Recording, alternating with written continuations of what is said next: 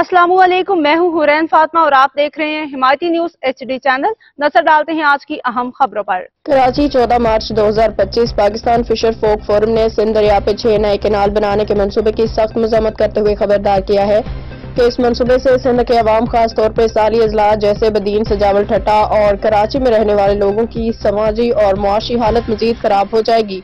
इस हवाले से इब्राहिम हैदरी में एक जश्न मनाया गया। तकरीब के लिए इब्राहिम हैदरी के दरगाह पे मुख्तलिफ इलाकों से खवातीन समेत सैकड़ों अफराद जमा हुए। इस तारीखी जलसे में मुख्तलिफ साहली इलाकों के माहीगीरों ने भी शिरकत की, जिसका मकसद सिंध दरिया में पानी की बढ़ती हुई किल्लत के खिलाफ आवाज बुलंद करना था। तकरीब का बुनियादी मकसद सिंध दरिया में शदीद पानी की कमी और कोठरी से नीचे पानी की गैर मुनसिफाना तकसीम के हवाले से तवील अरसा से परेशान माहीगीर बिरादरी के खदशात को उजागर करना था।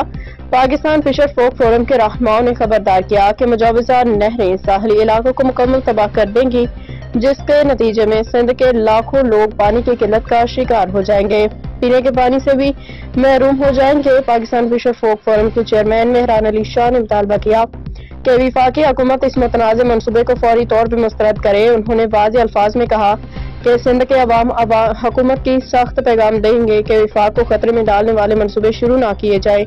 ये जिंदगी और मौत का मामला है, हमारे लोग खतरे में हैं, उन्हें अमन से जीने दिया जाए, उन्हें पानी दिया जाए और सिंध दरिया को इसके कुदरती बहाव के साथ बहने दिया जाए। इस मौका पर कश्ती रैली भी निकाली गई, जिसमें शुरका ने बैनर और प्ले कार्ड उठा के सिंध दरिया के हक में नारे बुलंद किए।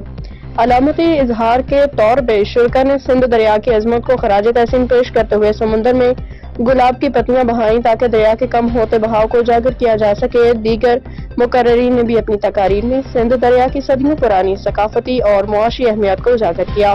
हुकूमत से मुतालबा किया कि सिंध के अवाम के बुनियादी हकूक का तहफ़्फ़ुज़ किया जाए और उनके पानी के हक के खिलाफ वर्जी न की जाए। रिपोर्ट गुलाम मुस्तफा जात।